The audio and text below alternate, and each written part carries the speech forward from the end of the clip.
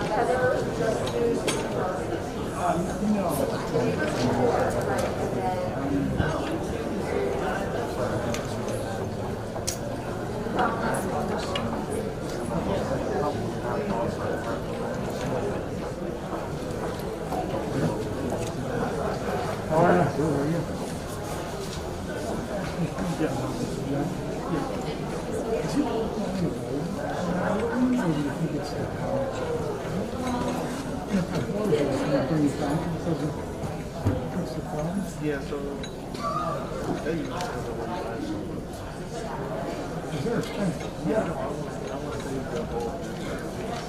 yeah, if they tell me you can bring the whole guy because it fits the problem, then I'm in. Because I hate to lose it. yes. You know, it's a backup in the school. Seems to be struggling for projectors. I've got that box, like that one that you hung up. I like that better than the move. I mean, we watched the movie. Yeah, and it was, that's, how does that smell? Oh, yeah, he was gone. Yeah, but that. Yeah, I'll have to ask him before I do it. But if it's still there, I think I'll throw it in and... Yeah, I'm not.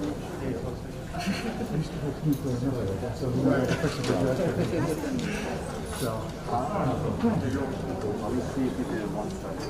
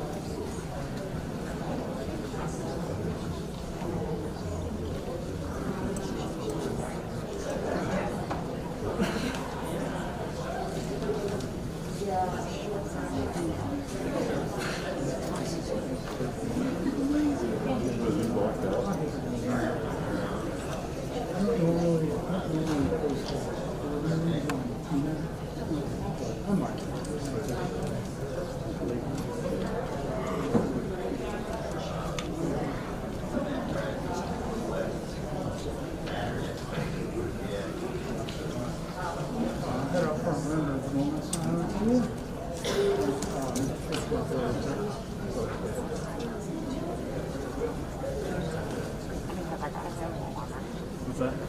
I have to wear it to go for it. Oh. I don't know. What's good? How many houses have like they're doing right now? He's called. Oh, yeah, what they're doing for. You think it was for some? I'll see it. I'll put it. Because there's so much fire. Yeah, he doesn't have to wear it.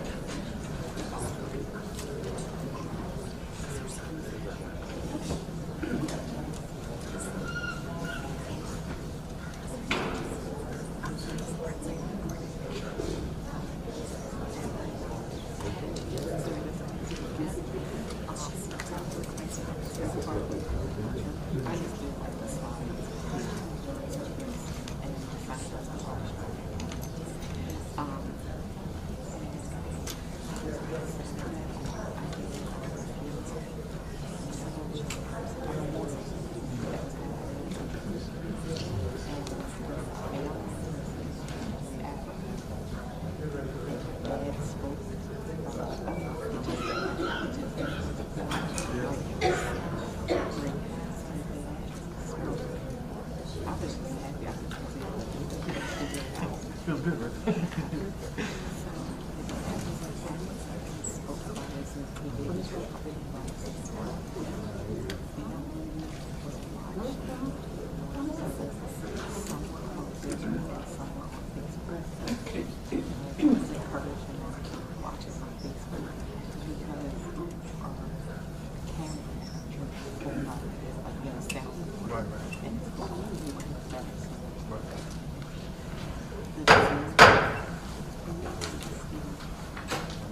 Good evening, everyone. I'd like to call to order the Coastal Area School District School Board meeting for Tuesday, November 23rd, 2021. Agenda item 1B, reading of the mission statement. Mission of the Coastal Area School District, rich in diversity and committed to excellence, is to create innovative educational experiences which are funded by the taxpayers, supported by the community, delivered by dedicated teachers and administrators, to ensure all students will become responsible, contributing global citizens. Agenda item 1C, advisement. By notice of the President, board members are advised that all votes shall be regarded as roll call votes. The minutes also note that public notice was given for this meeting in accordance with Act 93 of 1998, Section 1. School board meetings shall proceed with school board policy. Madam Secretary, please call the roll. Rob Fisher. Here. Tom Keach. Here. Carvel Brown. Madam Secretary, Mr. Brown, as I mentioned at our last meeting, is in Columbia, South Carolina, attending his son's graduation from the Army. Mr. Brown will be joining us later for his interview as a candidate for Region 1. However, there's a special event tonight that he has asked to be excused from the meeting itself. Josh Kranz. Here. Andrew Faithburner. Here. Becky Harlan. Here. Mary Ann Harris. Here. Amelia Mills. Here. Brandon Roan. Here. Alicia Hudnell. Here. Allison Schreiber. Here. At this time, if we could all stand for a moment of silence, followed by the Pledge of Allegiance to the flag.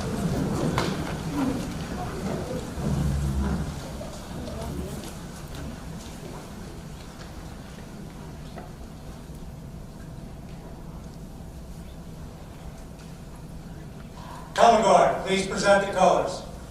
Color 10 foot. Harry, colors.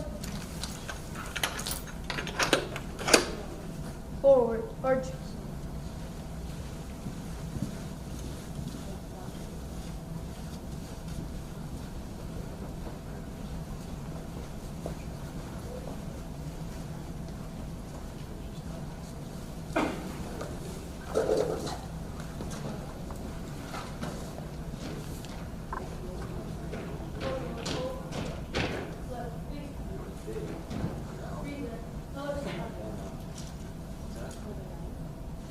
I pledge allegiance to the flag of the United States of America and to the republic for which it stands, one nation, under God, indivisible, with liberty and justice for all.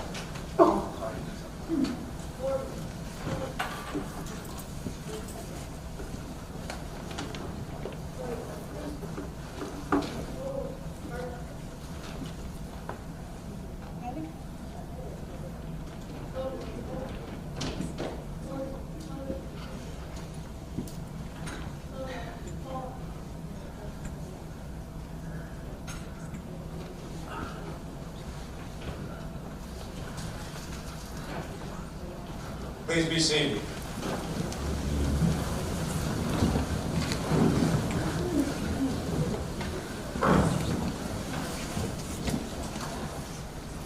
Agenda item number 2, additions, deletions, or modifications to this evening's agenda.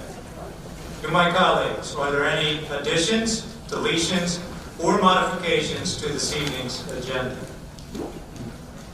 I do have one. I'll entertain any others before, or is there anyone else that has a deletion, addition, or modification? Seeing none, I would like to present a motion that we delete under Human Resources Report, Section 2, New Appointments, Subsection A, CADA, Number 2, Shirley XD Art Teacher, Rainbow Elementary School. That is for deletion. There's a motion for a deletion for that. Do I have a second? Second.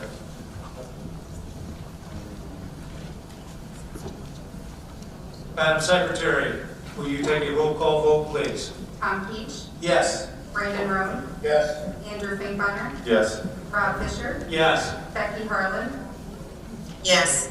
Josh Krantz, Yes. Mary Ann Harris, Yes. Amelia Mills. Yes. Motion approved. Okay, so once again, for those with us this evening, we have deleted from the Human Resources Report, Section 2, New Appointments, Letter A, CADA, Number 2. Moving on to approval of the minutes. Agenda item 3A, recommended motion that the Board of School Directors approve the minutes for the October 26, 2021 school board meeting, subject to any additions, deletions, modifications, or clarifications. Do I have a motion? Second. Any questions or comments? Seeing none, Madam Secretary, call for the vote, please. Becky Harlan, Yes. Amelia Mills, Yes. Mary Ann Harris, Yes. Rob Fisher, Yes. Andrew Finkbeiner, Yes. Tom Keach, Yes. Brandon Roan, Yes. Josh Krantz. Yes. Motion approved. Agenda item 3B, approval of the minutes. Recommended motion that the Board of School Directors approve the minutes for the November 9th, 2021 school board meeting, subject to any additions, deletions, modifications, or clarifications.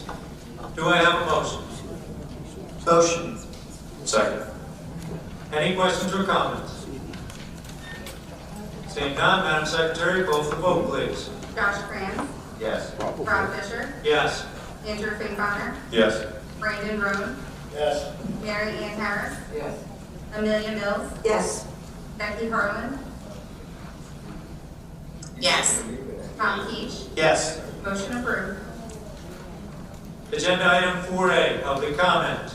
The board has requested all persons making comments on agenda items to list their name, address, telephone number, and motion item on the sheet provided. There is a 3-minute limit per person. The board does not take action or discuss items not appearing on the agenda.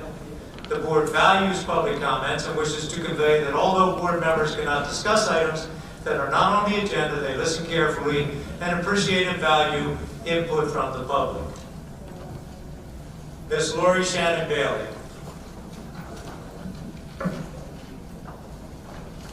Good evening. I'd like to ask for your recommendation to appoint Mr. Harper Brown to the board. Mr. Brown has proven his dedication and interest and his knowledge of our community. From a diversity point of view, we do need the board to be a reflection of our community, and so I would ask for consideration to allow Mr. Brown to continue the work he's already started in our community. I wanted to also ask some questions about the contract with the Coatesville Youth Initiative. I understand it's a grant as per Mr. Hanna's comments at the last meeting. However, when I read the long contract, I did not see the term grant in there. So my question specifically is, how much money will the taxpayers be responsible for that contract? I know that a significant amount or a portion of it is going to come from COVID funding, but I would like to know how much money will the taxpayers be responsible for the $97,000 grant/contract? The third question is, in terms of the budget,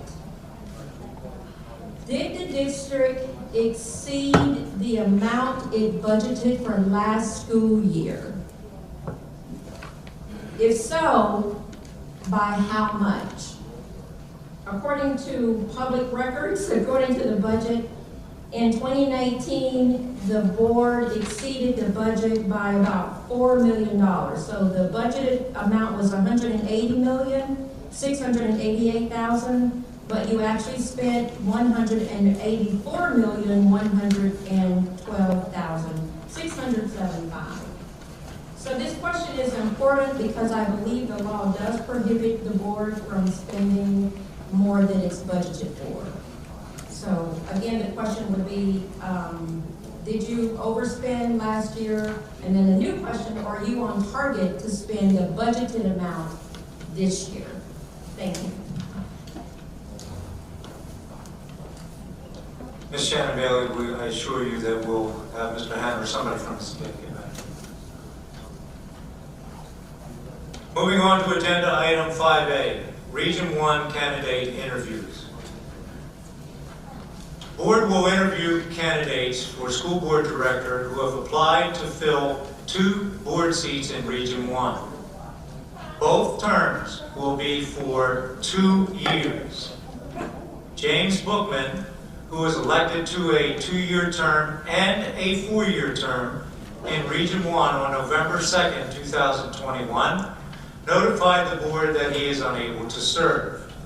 Mr. Bookman has withdrawn his name prior to the election, but after ballots had already been created.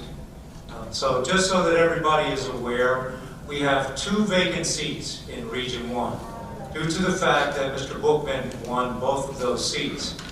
As I just stated, Mr. Bookman decided that he was unable to serve and notified the board of that. So per board policy and law, both candidates that are selected tonight will serve a 2-year term, and that'll take us to the next election, where we'll have the opportunity for candidates to run through the election process. To my colleagues on the board, any questions on that before we move forward? Seeing none. We have 3 candidates this evening for those 2 vacant seats, and we will interview them in alphabetical order.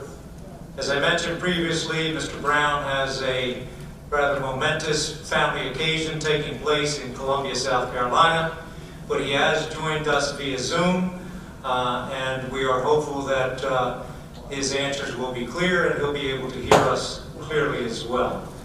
So we'll start off this evening with Mr. Brown. Mr. Brown, can you hear me?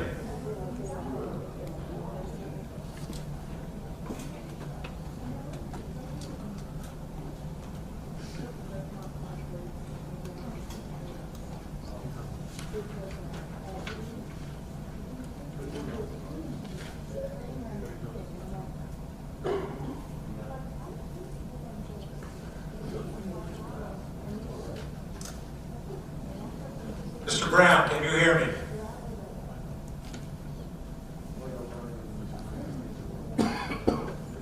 But can you hear me on the... Mr. Brown, we can hear you. Can you hear me?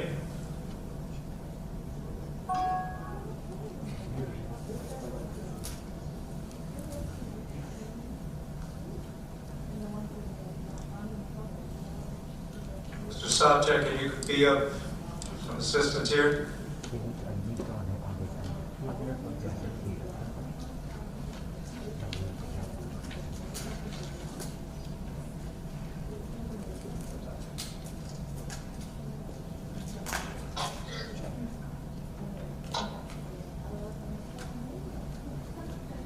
Mr. Brown, I'll try again. Can you hear me?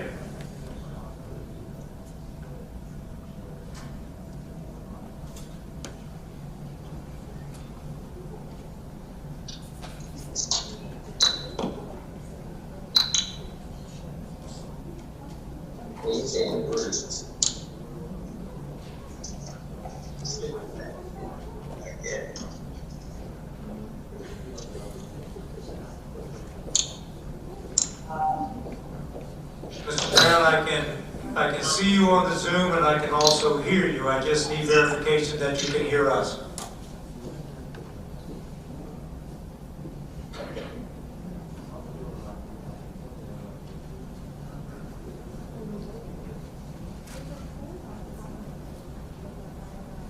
Mr. Brown, can you hear me?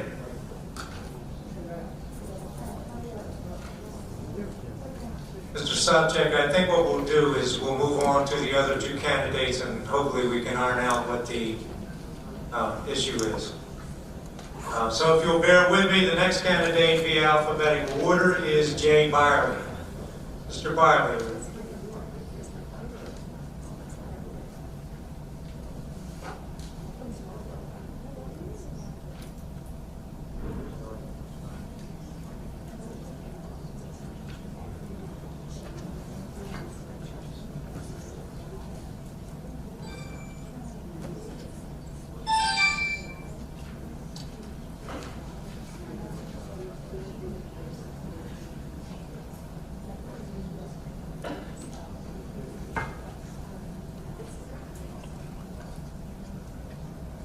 Okay, we'll move on to Holly. And Holly, from the start, I want to make sure that I'm pronouncing your last name correctly.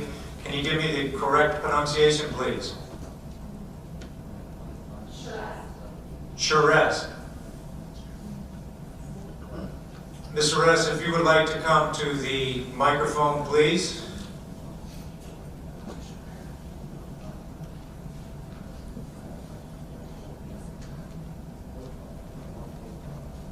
As you are aware, Mr. Ress, you were given some information to provide for us this evening, so what I would like to allow you to do is present yourself to us and then we'll entertain any additional questions. Thank you very much. Good evening, esteemed Coatesville board members, Dr. Hannah, and members of the great Coatesville community. My name is Holly Sherest, and it is my sincere desire to represent Region 1 for the Coatesville Area School District School Board. I am very excited about this opportunity. As you may know, I stepped up to lead a writing campaign for myself this past election, which, believe me, was very different than running for student council president back in 8th grade. Even though I was unable to win the recent election for the position, my enthusiasm about the prospect of serving has not wavered. Why do I want to be a member of the Coatesville Area School Board?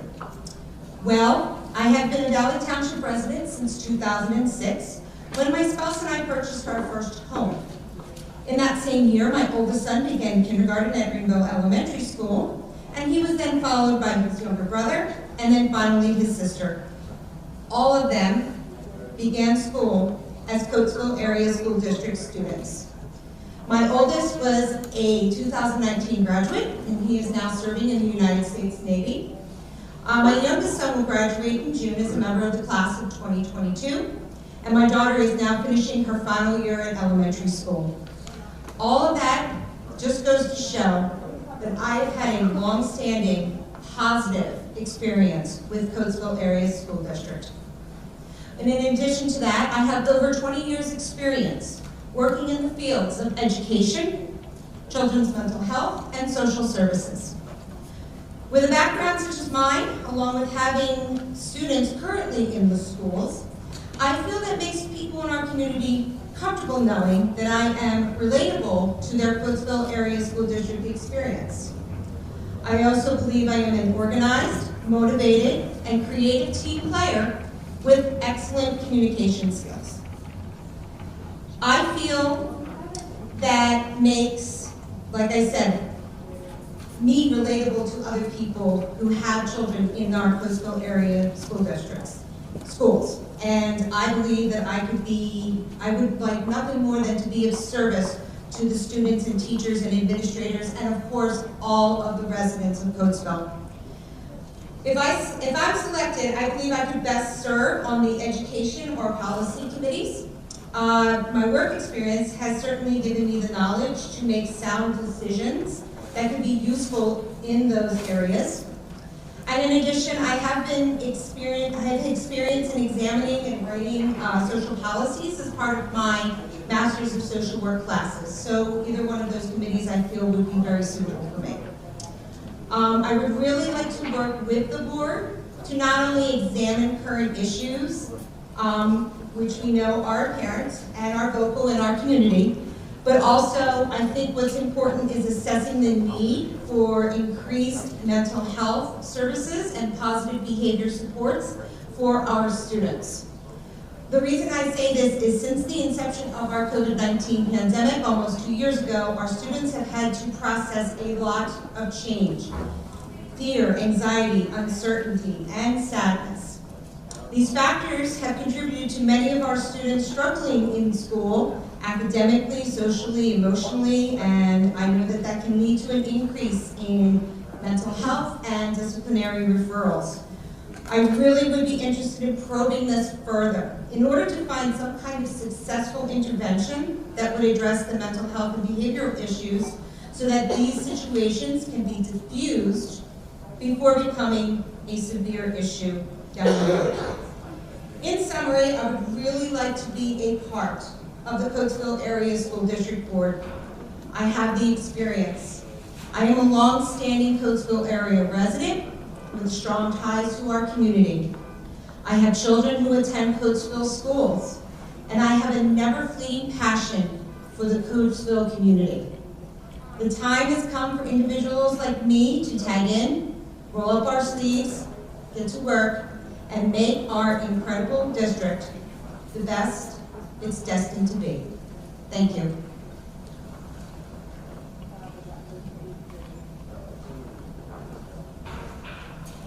Thank you, Mrs. Reyes. At this time, I will open up for any questions for Mrs. Reyes.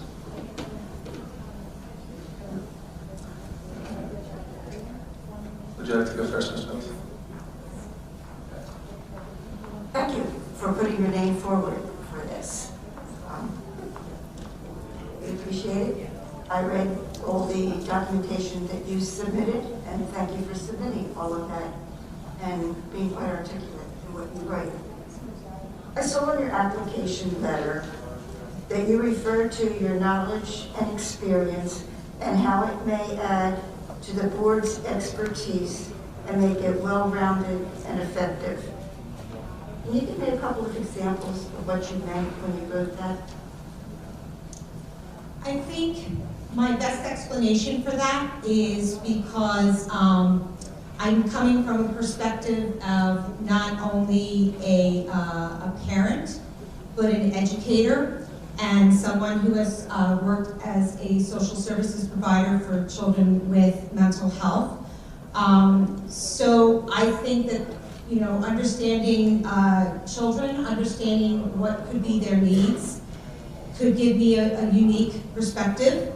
And I also feel that because, as I said, my kids are Coatesville Area School District students, so I think that is desirable to some people in our community because it's almost as if to say, you know, well, she understands because she's in, you know, she has kids in the district too. So we can kind of get a first-hand point of view of what is, you know, what we do and how is that impacting the students in our schools. I just think it would be a good, fresh set of eyes to look over things, to think about things, and to come up with some strategies that will get our district back to being just the fantastic district that it has been for such a long time. Thank you. And thank you. Good evening. I'll echo the same sentiments that Ms. Mills did. Thank you very much for putting your name forward. I ran a writing campaign. It is not easy. It is an uphill battle, so I applaud you for the effort. I do have two questions. The first question is, what is your current perception of the climate in our school district? I would say that the current perspective right now is, I would say, optimistic, but cautiously optimistic. I know that there has been a lot of struggle with some of the students because a lot of them missed almost an entire year of school last year because of the pandemic and because of restrictions, not being able to come into the classroom until almost March. So I know that that kind of set kids back a bit. So I think now that we're kind of getting back into the swing of things, and you know, with kids returning, just kids back in school, I think that we are putting forth our best effort, but because of that setback that occurred with the pandemic and with the kids not being able to come to school, it's going to set them back a little bit. And I think with that, it's going to get better, and I see it getting better. I would just like to maybe input some other techniques, maybe that haven't been considered, which can help with their support emotionally and socially, so that they can be successful students all around. Thank you. My colleagues will allow me to ask my second question. How would you effectively promote the Coast Ferry School District in the community? I would do what I could to attend community events. I know that there's a lot of events that take place in the community, so I would try to go to community events. At the time, I was going to my husband and I were going to the football games on a regular basis, even though we didn't have any kids playing football. But we just enjoyed the atmosphere. So trying to attend events that are related to the school district, and not only that, but also attending events that are in the community. Plus, you know, making sure that a good presence is maintained on the social media platforms. I do know that some people like to use them in a negative way, which really, in my opinion, doesn't do anything to help anybody. So I just think that trying to put forth a positive image on any kind of social media platform would also add to that as well. Thank you. I have a question. Excuse me. Good evening, how are you? Hi. Outstanding. So obviously being on a board is very much a team player sport or activity or commitment, whichever one of those words you want to use.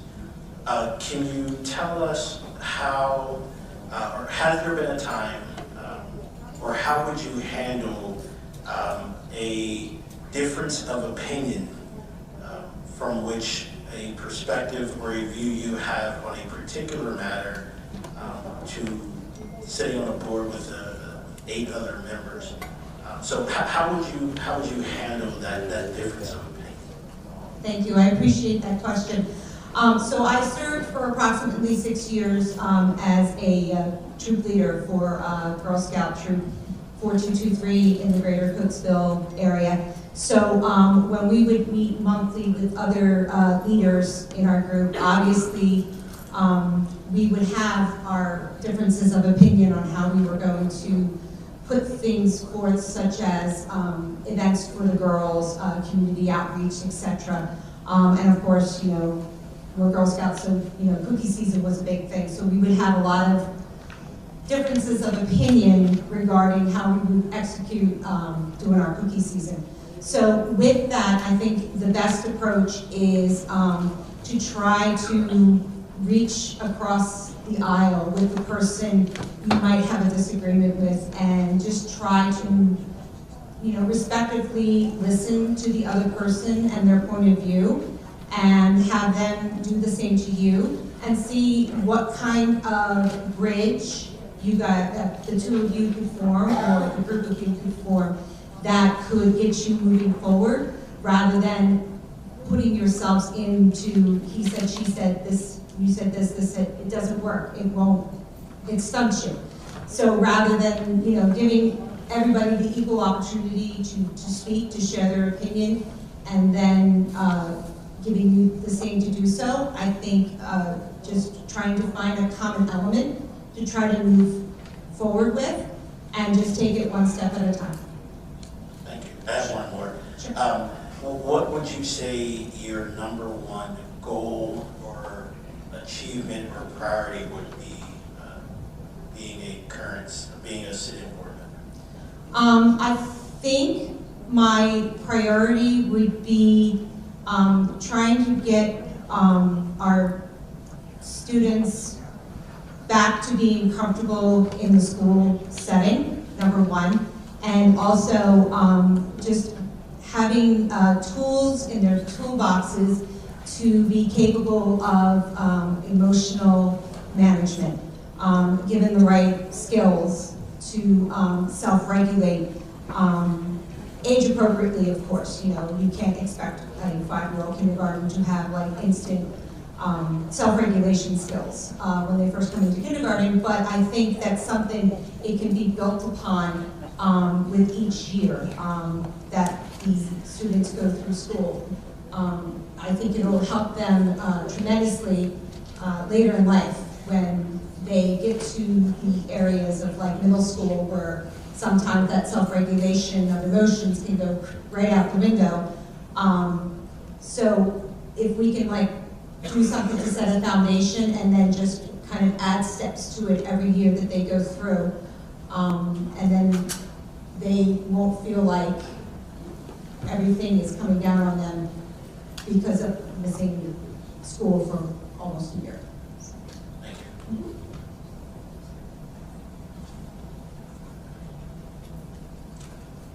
Any other questions? Seeing none, Mr. Torres, thank you very much. And I will echo, as others have said, thank you for showing your interest in this position. It was nice to have you here this evening. Thank you. Thank you. All right, let's try this again. Let me start with Mr. Barley. Is Mr. Barley in attendance this evening? Hey, unfortunately, Mr. Barley has missed his opportunity. Let's try Mr. Brown again. Mr. Brown's here. You can hear me, Mr. Brown? Yes, sir, I can hear you very well. Very good, very good. Mr. Brown, as you are aware from your application previously to serve on the board, we've provided you with a couple statements that you could prepare to share with the board once again your background. So I'm going to allow you to go ahead and speak, and when you're finished, if there are any other questions, we'll go ahead and ask those. Go ahead, Mr. Brown. Well, thank you very much, and I'd like to thank the board for considering me in this position, or to continue in this position. I give you my full apology for not being there. My son's graduating from the United States Army Signal Corps tomorrow morning, and I had promised to be there quite some time ago. So please excuse me for that, but my heart is there.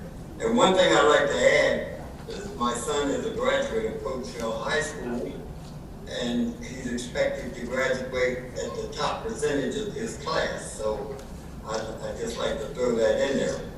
A little bit about me and my background. First of all, I'd like to say I served 6 years in the military, 6 years on the police force, one being Callan Township, the other being Westchester Police Force. And then I spent 18 years in the Housing Authority working as a social worker and also assistant director. And that gave me quite an experience of working in human services. And I think that the situation that we find ourselves in right now, we're going to need people who understand not only the agency, but the people that they're serving. And as the board, my 3 months on the board, I find that the board is very interested in trying to get this problem solved the best way they can, serving as many people as they can. And one of the things that question would be, well, what do you think you bring to the board? Well, one of the things I bring to the board is experience in being a director. The other is being a social worker, and the other is my education background, which I have a PSW in social work, and I also working on a master's in theology at Palmer Seminary. And that has given me a real technical in-depth on the people. And my personal outlook right now, after being on the board, I'll start with the teachers. And I've said this before, I really respect the teachers, and I don't think teachers should be asked to make bricks without straw. What I mean by that is they're hired to teach school, not be parents. And somebody might say, well, what do you intend to do about that, Mr. Brown? One of the things I'm doing is working with Pat Bakovich in the county, and also an agency here. And I want to get some of those deadbeat fathers who don't come to school to see about their kids and don't visit their kids. I want them to start coming in when we have adjudicated a case, when there's a discipline case, when there's PTA. We can't just talk about this anymore. We got to work on it. And Pat Bakovich and I are going to approach Judge Hines and Judge Coons and also domestic relations and see if we can come together and encourage some of these fathers, these biological dads, to start working with their kids and not leave all that on the mother. And that way, I hope to alleviate some of the discipline problems that some of these teachers are having, which is causing them to be very frustrated. And as far as the students are concerned, I understand their problems too, because they have been cast into a whole new situation, which is learning without a teacher's presence and being in a classroom, which has gone on since the beginning of school, and they still are expected to function in a society that is very complicated. And I think we need to come up with solutions and also considerations about these kids who are being placed in this unfair situation. And as far as the board, I really, the 3 months I spent with them, I've gained a lot of respect and insight on just the pressures that's on them. And you have to be on the board to really understand some of the pressures that are put on there, because you're satisfying the school district, you're satisfying the teachers, and you're satisfying the parents and the children. And that's really a difficult job. But if you ask me what I intend, I don't want to just sit back and talk about it. I want to sit down and come up with suggestions on how we can alleviate this existing conditions by understanding some of the causes of these existing conditions. And I think that the board that I've been working with has that capability, and I'm hoping that they will give me a chance to work with them and solve this problem, because it is a big problem.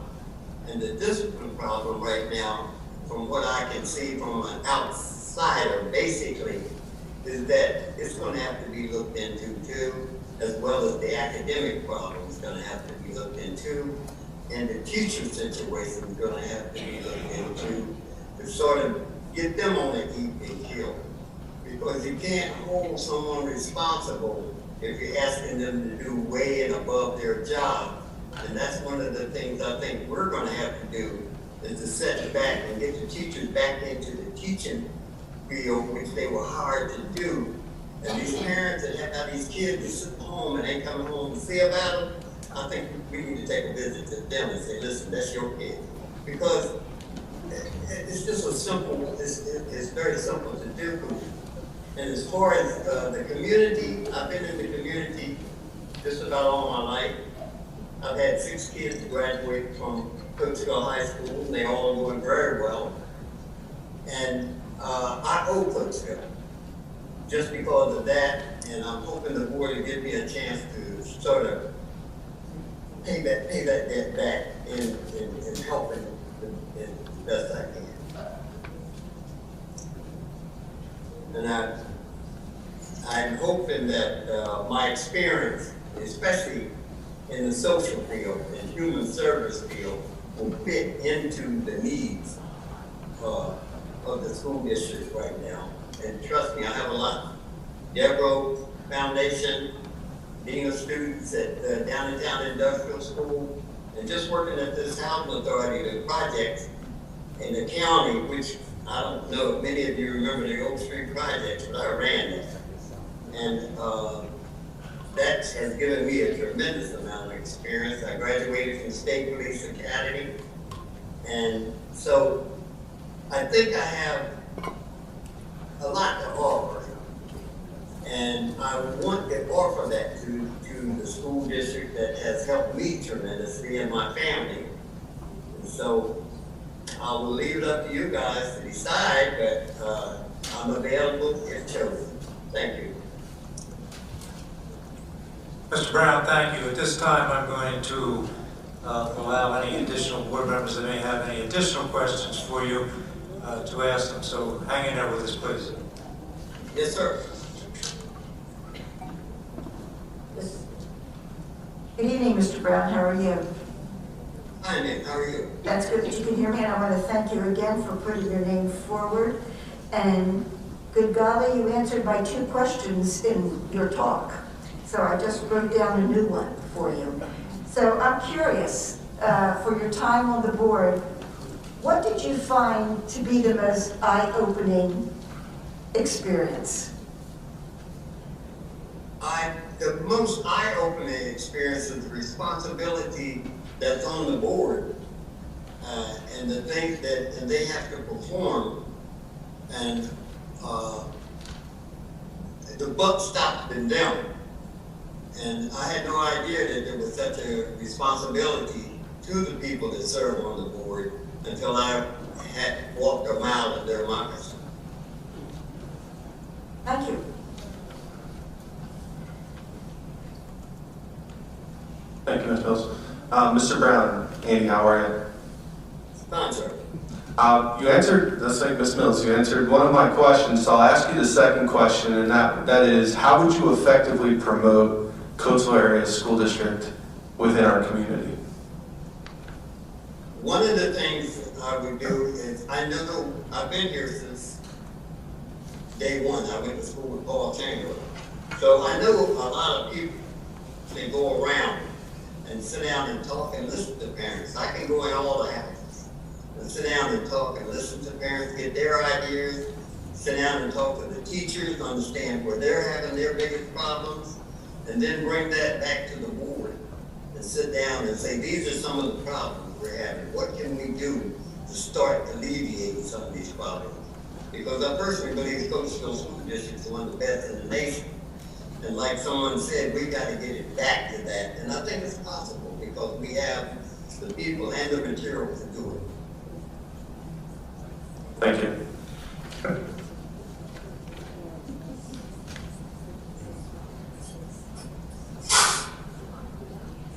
Any additional questions? Seeing none, Mr. Brown, again, I echo what others have said. Thank you for your willingness to continue to serve. And if you can hang in there for a few more minutes with us, we're going to move on into the voting process. Yes, sir.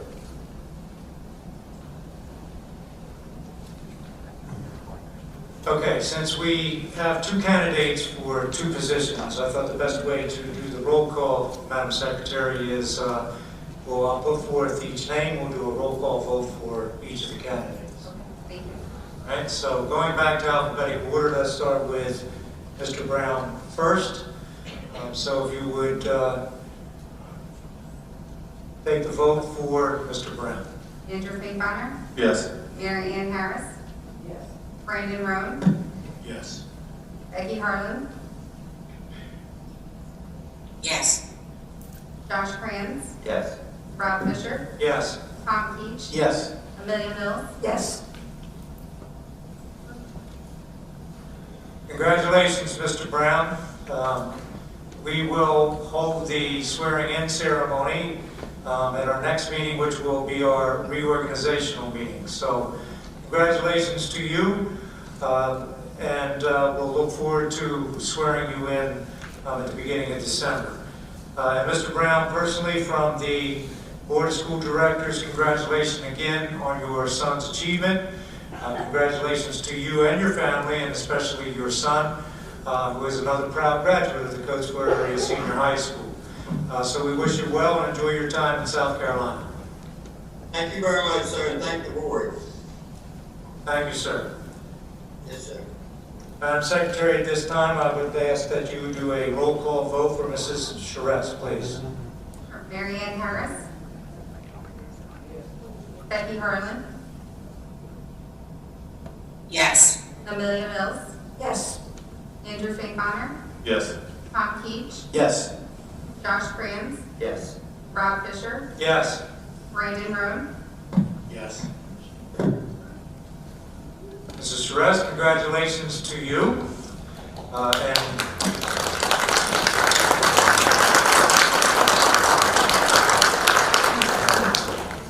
And again, we'll look forward to seeing you at our reorganizational meeting. Judge Hines will be here to officially swear you in, and then we'll jump you right into the fire. Congratulations. Congratulations.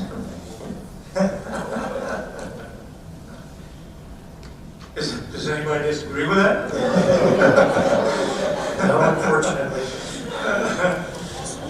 Well, congratulations to both candidates, and most importantly, thank you for stepping up and having the willingness to want to serve.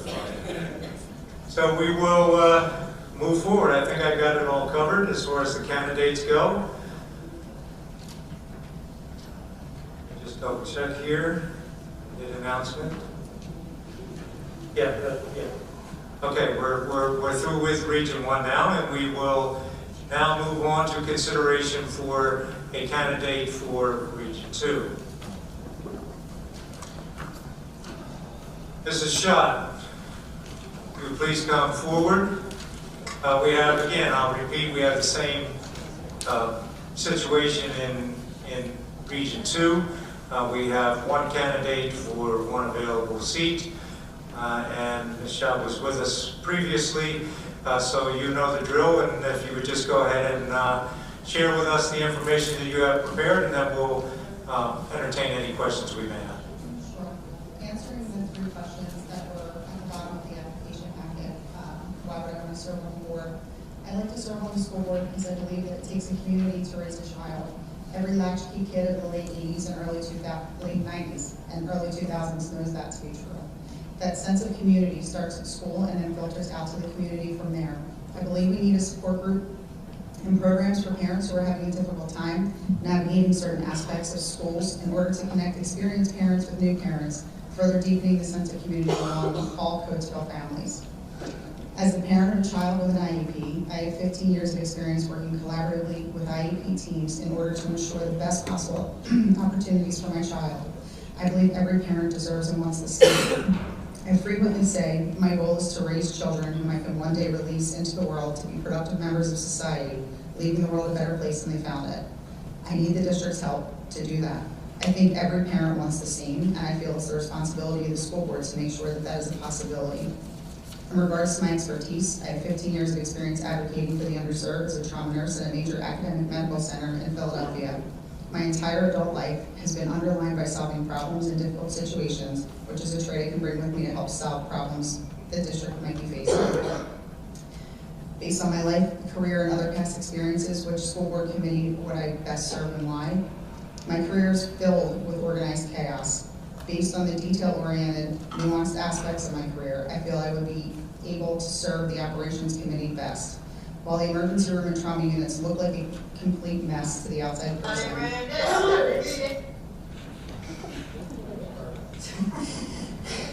It looks like a complete mess, excuse me, to the outside person. I assure you it is a controlled chaos. The person has to be easily adaptable and able to roll with whatever happens while also planning 3 steps ahead for anything in order to be successful in our environment. If I had to run an election campaign to fill the vacant school board seat, what would I identify to the community as my campaign platform? I would run on the platform of it takes a community. As I mentioned before, it takes a community to raise a child, and a proud and inclusive community will raise proud and inclusive children who become prideful, inclusive adults, and then hopefully the pattern repeats itself. I believe in exploring programs which have been proven in other parts of the country to highlight diversity and inclusion, allowing everyone to be an equally important part of our community. I believe in programs which do not teach punishment for behaviors, but understanding why behaviors happen to begin with, and then teaching children how to recognize and control their emotions. I also strongly believe in exploring all funding sources to help with budget shortages and crunches. I feel very strongly that we need to have more of a voice in Harrisburg regarding the charter school budget crisis. As far as assisting the school board on continuity of progress, that's a question that's hard for me to answer without better understanding what progress has been made, how it's been made, and what progress we are looking to make in the future.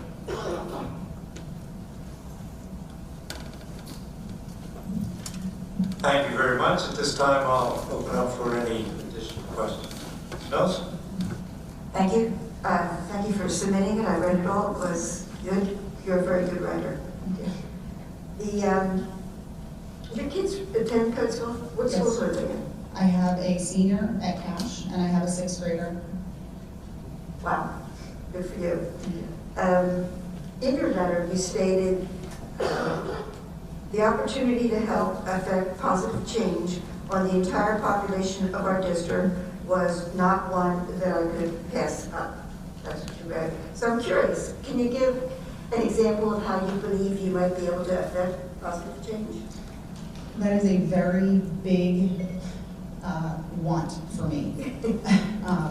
My goal has always been to affect the most amount of people in the most positive manner that I can. So doing that for the entire district would probably has to start as a grassroots effort, finding out key pain points from not only parents and students, but also teachers. They're a huge part of our catchment as well. Finding out pain points and then researching, like I said, other programs around the country that have worked and have worked in other schools with a similar demographic, with similar issues, with similar problems, and trying them here. Asking for community buy-in. We have a huge district with a huge swath of experts in all sorts of areas that we don't even know about. Have we asked the question of them? Here's our issue. Do we have any community members who are willing to help? And since we have no ideas, any ideas are welcome. And working from there, moving forward, which I think would deepen community buy-in and deepen community ties to the district, to the schools, and to everybody's success. Thank you. Good evening. I have 2 questions, same questions I asked previously. What is your current perception of the climate in our school district? I think it is frustrated. I think the students are frustrated because they missed a year and a half of in school time. I think the teachers are frustrated because they're working with an unratified contract. I think parents are frustrated because things, not just in our district, but in the entire state, change, it seems like all the time. I think people are frustrated. People want to come out of it. People want to come out on the other side of the pandemic. People want to get back to how things were before, but we're not in that place completely yet. I think there is a lot of question marks with both parents, with not even just both parents, students, and teachers. Sometimes there seems to be more questions than answers. I don't know that that part will ever change, because if you answer one question, 5 more pop up, that's fine, at least you're trying. But I think people are frustrated. Good. Second question, how would you effectively promote Coates Ferry School District within our community? Similar to what my colleague said, I think attending community events as a member of the board, having a community presence, and I also think hosting community events at our schools for all sorts of different things. Getting the community involved with the success of the school, with the success of the students, I think is something that can help create that sense of pride. I think if you're proud of where you're from, you naturally want to help. You naturally want to see the kids from the same school you graduated from be successful. Thank you.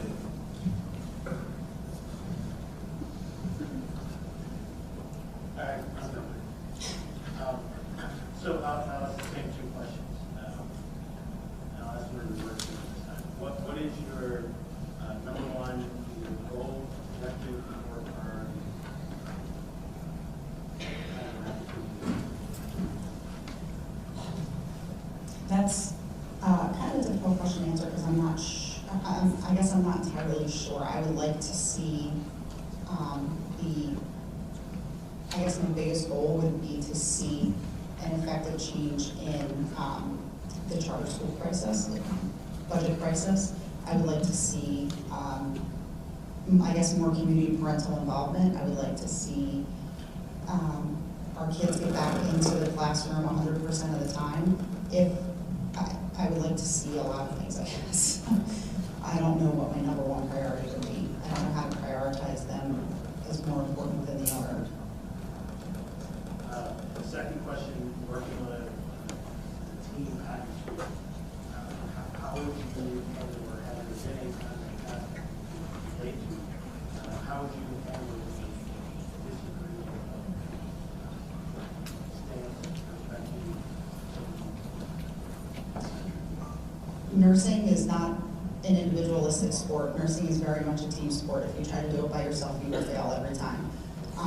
So I think there are experiences, and in life there are expertise, there are opinions that one person may have that you don't have, and I think recognizing that there are other people with different life experience that may give them a different opinion, and therefore maybe more information or more expertise in whatever the disagreement is about than you have, is where you have to start. And similar to my colleague's comments, finding a common ground and moving on from there, going from there. And I think the biggest part of that is realizing that it's not about the two individuals who are disagreeing. The focus here is supposed to be how to make our district operate with the most functional success. So it's not about you and I disagreeing. It's about how do we get to that point. If that means that we just have to both overcome whatever disagreement we're having and both kind of get over our own egos and meet in the middle, then that's just what has to happen. And I think that's the biggest way that we can be role models for everybody, for our children, for parents, for everybody.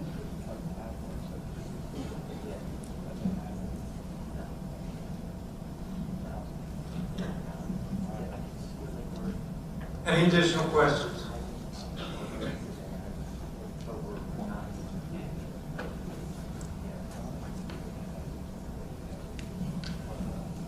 Seeing none, Madam Secretary, I would ask that you do a roll call vote for Mrs. Shaw. Brandon Roan. Becky Harlan.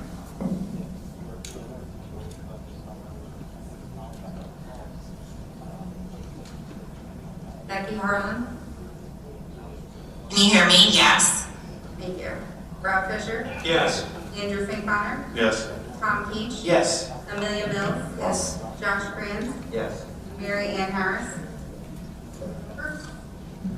Congratulations, Mrs. Shaw.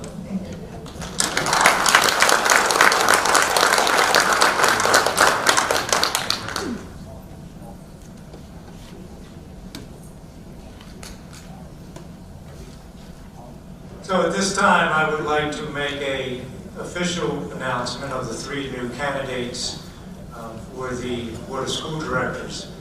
In Region 1, 2-year term, we have Mr. Harville Brown. Region 1, 2-year term, Mrs. Holly Charest. And in Region 2, also a 2-year term, Mrs. Jennifer Shepard. So congratulations to all 3 of you.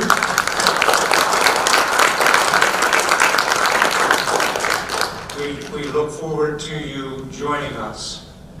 The new school board directors will be sworn in at the board's reorganization meeting, as I mentioned before, but I neglected to mention the date. That is December 7th, 2021.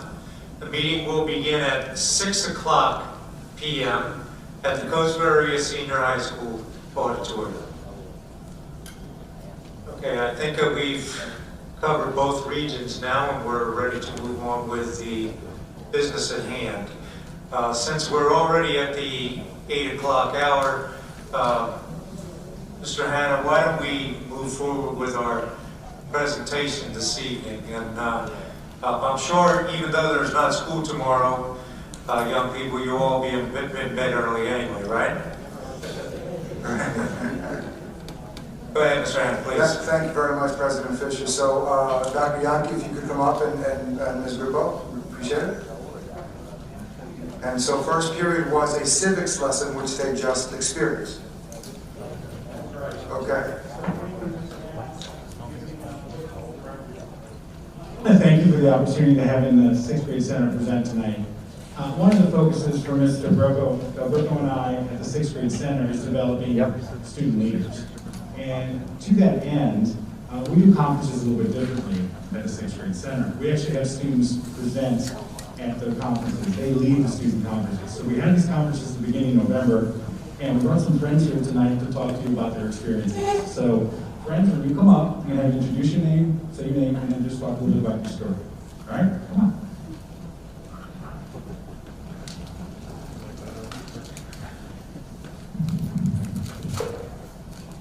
Good evening. My name is Naomi Matthew, and I'm on the red team at Scott Middle School. I really like the student-led conferences because you got to show off your work to your parents, and you got to tell them what you did over the semester and how you felt about it. The teachers, to prepare, the teachers had us put all of our work in folders, and they gave us grade sheets ahead of time to look over. And I felt more prepared this way rather than just worrying what my teachers would say about me at the parent-teacher conferences. I really think that the other schools should do it as well, because it's a really fun way to just show off all your work to your parents and be proud of it. And I brought a couple of the sheets. So ahead of time, they gave us grade sheets like this one that showed all of the assignments and the points that you could get for them, the points you got, and your total percent score. And you also could get checklists saying anything you did really well and any recommendations. Thank you.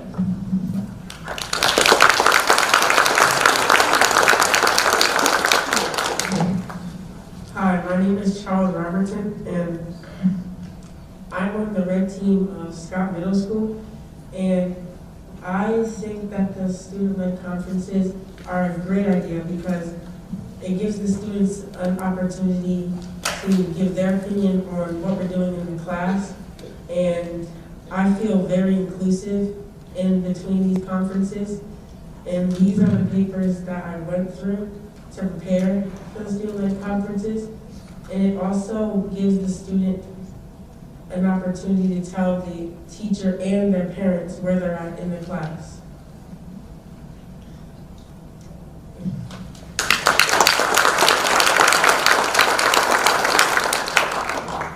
Hi, my name is Amelia Antonio, and I'm on green team at the Scott Middle School Center.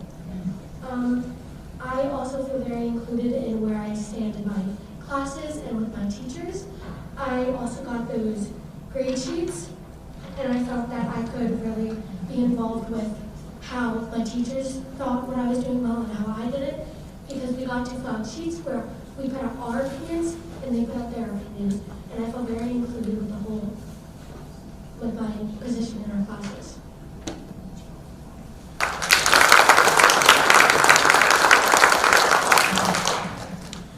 Hi, my name is Ava Robertson, and I'm going to quickly talk about why I like student-led conferences.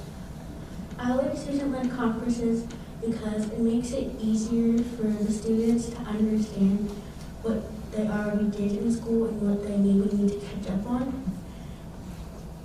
It also gives them courage to speak up to their teachers and parents, and it also helps the parents encourage the students. Thank you.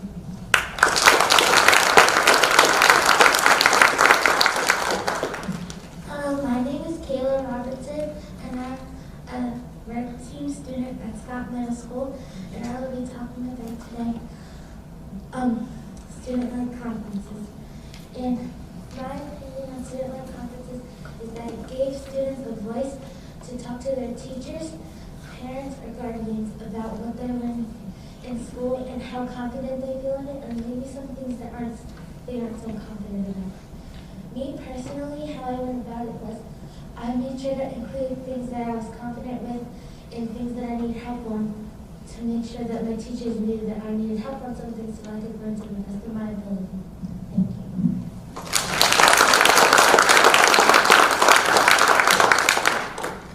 Hello, my name is Alice Robinson, and I'm on the Red Team at Scott.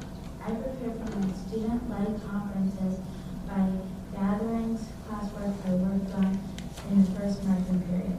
Some were put in folders while I created a notebook for social studies. I put these items together so that I could show and explain what I learned this year to my mom.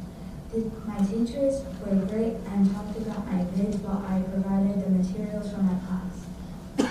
I enjoyed being part of that process. Thank you.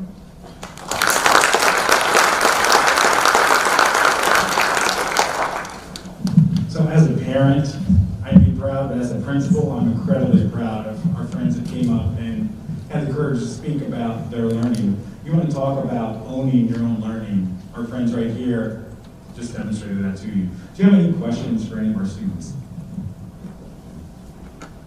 Dr. Youngke, not a question, but a comment. I heard a common theme from all of the young people here this evening, and I think it's just absolutely wonderful. And that is that they felt included. They felt like they had a voice. So congratulations to all of you. I think when I was your age in 6th grade, I would have been a little nervous to have to attend my parent-teacher conferences, but all of you presented very well and continue the great work at the 6th grade center. And Dr. Youngke and Ms. Del Grupo, on behalf of the board, thank you for all the wonderful things that are going on at the 6th grade center. Greatly appreciate it. Thank you very much. This is our time.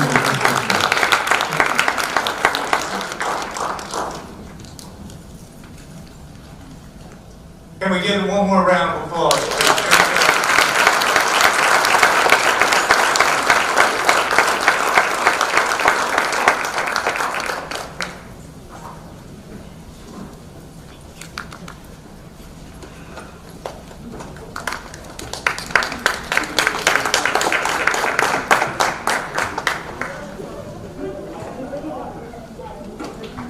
Moving forward with agenda item 6A, executive session.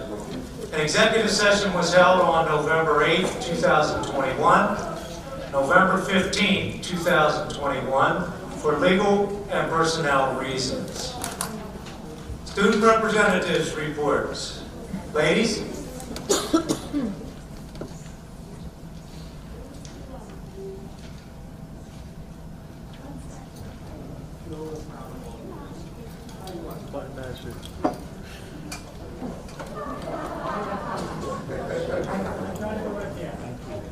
Good evening. My name is Allison Schreiber, and I'm the junior class student representative.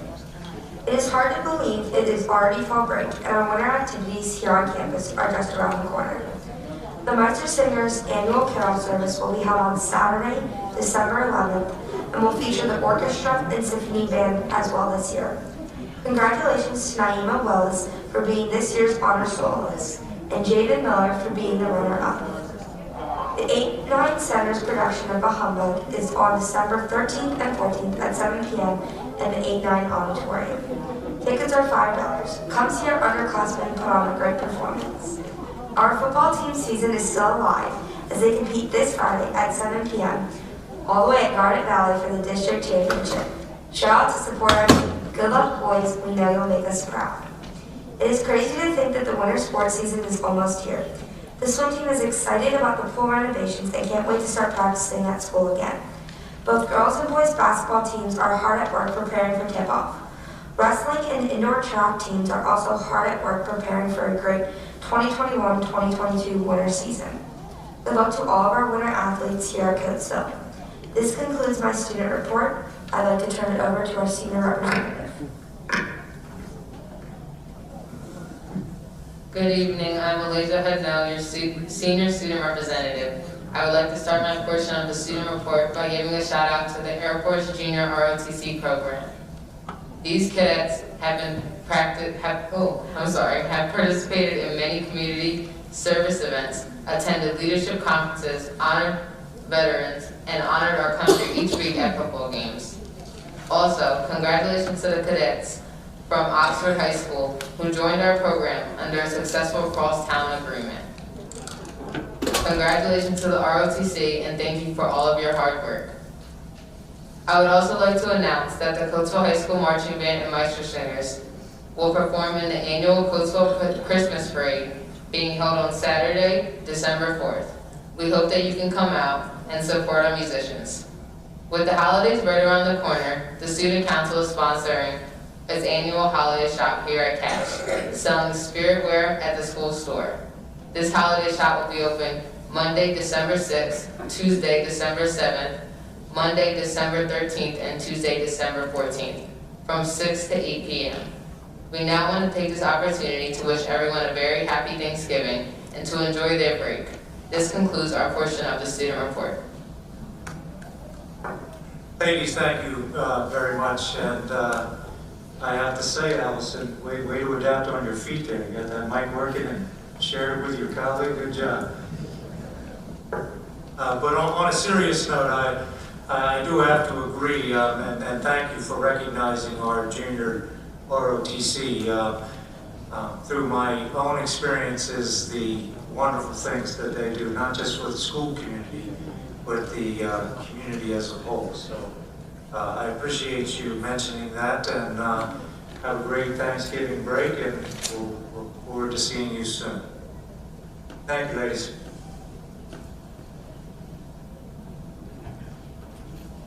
So at this time, we'll move on to our superintendent's report. Mr. Hanna. Thank you, President Fisher. Good evening, everyone, to the board, staff, community. As we enter the week of Thanksgiving, and as we wrap up American Education Week, I would like to offer my sincerest gratitude to our administrators, school directors, teachers, and our support staff to ensure each of our students are offered the best education possible. I also wish to extend my gratitude to our students, families, and our community. Our school-based staff spend tireless hours creating and implementing innovative learning opportunities that are centered on how our students learn best. As you know, our staff are committed to our students and to this district. Because of the pandemic, our teachers adapted to a new way of instructing our students, were creative in their virtual classrooms, and kept our students engaged. Now that we've returned to in-person learning, I have personally seen the amazing things they continue to do in their classrooms and outside of their classrooms. Because of their dedication to their craft, and through the implementation of data teams, instructional pilots, and student interventions, this administrative team and this board and our school leaders are confident that we will see increases in student outcomes. If the early work within data teams is a barometer, I also know that our teachers look forward to the results too. And to the support staff, without you, the daily operations of the district would not be possible. Your dedication makes it possible for our principals and assistant principals to lead, our teachers to teach, and students to learn. So thank you all. Good news, we are continuously working on improving our internal communications so that our staff feel valued and supported. We have created a good news mailbox where school-based staff can share all things good happening in their classrooms and schools, such as accomplishments, announcements, staff shout-outs, and the work of our students. Many of these stories are featured in the Around Our Schools newsletter, which is released every 2 weeks. November's been a busy month. I announced last meeting that I was going to be in Harrisburg, and I did have the opportunity to take our push for fair funding to Harrisburg. I had a full day of meetings with our state and local representatives and legislators, such as Representative Dan Williams, Representative Danielle Frilatin, Representative Tim Hennessy, and Senator Carolyn Committer. That was our local delegation. I also had the opportunity to engage with the leadership of the House and Senate Education Committees. Discussions focused on the funding challenges we face in our district, and that despite this, there's amazing work being done to make this a district of first choice. I look forward to more frequent visits to ensure that our voices continue to be heard. A follow-up step is to host legislators in the district so they can see firsthand the work done in service of our students and community. Coatesville Area School District partnered with Giant in Thorndale to make a Thanksgiving possible for families within our district.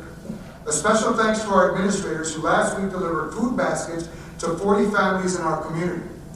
Kudos to Mr. Darian Smith, Supervisor of Pupil Services, for leading this initiative for 7 years, and to the staff that delivered and donated items to this important effort to support our families during this very special time of year. And we actually got feedback, in the Daily Local we had a piece done there, so congratulations.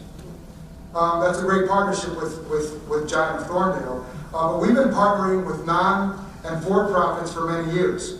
We've collaborated with the Brandywine YMCA to provide before and after care, as well as summer programming. Exelon is interested in a workforce development program, and our local juvenile probation department is eager to work with us as we improve school climate and culture, in addition to decreasing the number of contacts with local law enforcement and juvenile court. I also had the pleasure of attending the NAACP Freedom Fund Banquet, in which our own Dr. Eugenia Roberts, of Family Feud fame, principal of North Brandywine Middle School, was honored with the Pathfinder Award for her leadership in the field of education.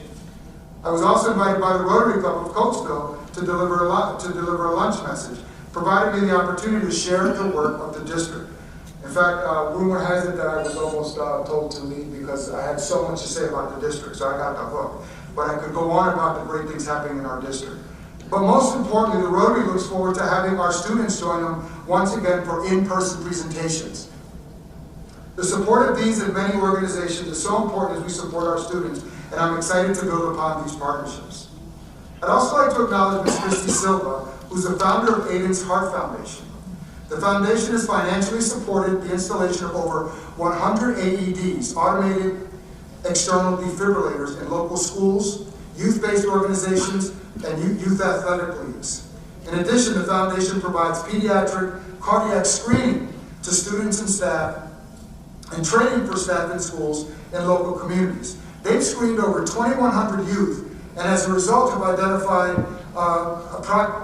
potential heart conditions in approximately 29 of those students. The foundation has trained over 6,100 students and over 500 parents, teachers, and coaches in first aid and AED skills. We are eternally grateful that our district about 2 weeks ago was selected to participate in this training and screening program, which was also featured on Channel 6 2 consecutive days, who covered the events. So thanks to Ms. Silva for her work and for Mr. Chenger for coordinating the visit. We continue to partner with Woodland Pharmacy to host COVID-19 vaccine clinics. Yesterday, we welcomed 150 students ages 5 to 11 to receive their first dose of the vaccine. The second dose will be on December 13th. As you know, the Coatesville Area Education Foundation was recently convened. We're meeting monthly to determine ways to support our district. To date, the foundation has created bylaws, raised $5,000, of which $2,500 will be matched by a donor to bring us to $7,500. The foundation will soon convene to engage in discussions regarding mission and vision. And we are extraordinarily thankful for the time and effort dedicated by the foundation members of the Coatesville Area School District. And I look forward to sharing periodic updates with you with regard to the foundation's progress. We've got students who are college bound. Our Red Raiders continue to dominate both on and off the field. And I had the opportunity to meet with scholar athletes from our football, baseball, and girls soccer teams and their families during their letter of intent signing day, in which our student athletes committed to colleges and universities to take their talents to the next level. We're proud of them, we're proud of you, and cannot wait to see our alumni excel in college and beyond. And as one of our students mentioned earlier, our football team continues to advance in the playoffs and earned a berth in the District 1 6A title game after an impressive 50-14 win over the Green Raiders of Ridley. This Friday, Red Raiders head to Garnet Valley to compete for the District 1 6A championship. And irrespective of the outcome, our Red Raiders and all our fall sports teams have made us proud. Thanks to the athletes, coaches, trainers for their hard work and preparation, as well as those who are behind the scenes to fuel our athletes. I dare say the secret is out from the football metaphor. Run the ball. COVID-19 and masking. We continue to monitor the Chester County Health Department's reporting regarding the status of the virus. In addition, we are also following events in Harrisburg, related to mask mandates. Per recent court orders, you may be aware, it is expected that the state mandate will be lifted on December 4th, giving school districts the authority, the autonomy to make the decision with regard to its district. The current plan is to follow our health and safety plan, which calls for universal masking. That said, we will revisit the plan in January and adjust as warranted. By statute, we must revise the plan every 6 months. Lastly, on transportation, I'm pleased to report that the Coastal Area School District has targeted the month of January to end transfer points. Our transportation department has been working diligently to make this adjustment for students in grades 6 through 12 during their morning bus ride. Additional information will be communicated to schools and families in multiple ways regarding this development after the Thanksgiving break. We want to thank our families, students, and staff for their patience as we work to remedy this issue, as well as our transportation team for diligently finding a solution for this situation. And on a personal note, President Fisher and Board, I would like to wish everyone associated with our district a happy Thanksgiving. I do hope we all have the opportunity to break bread and spend quality time with our friends and loved ones and take some time to recharge. Mr. President, this concludes my remarks for this evening. Mr. Hannon, thank you again for a very thorough and uplifting report. At this time, we will move on to agenda item AB, important dates. Once again, December 7th, 2021 at 6 o'clock p.m. We will have our reorganization meeting, followed by a special policy committee meeting, and then a school board meeting as well. And the place, of course, is here at the Coastal Area Senior High School auditorium. December 14th, 2021 at 7 o'clock p.m. school board meeting, and that too will be held here at the Coastal Area Senior High School auditorium. Moving on to agenda item 10A, adoption of consent agenda. Recommended motion that the Board of Directors approve the consent agenda items. Do I have a motion? Second. Before we move on to those items to be removed from consent, allow me to read that the committee meeting action items considered routine will be enacted under one motion unless removed for separate action upon board request. The purpose of the consolidated motion is to expedite governing board action on all consent items which are not held for discussion. Items that have been held for discussion by the governing board will be enacted upon at the time the item is discussed. To my colleagues, this evening I would like to remove the following agenda items from consent agenda. Starting with number 11, Finance Committee.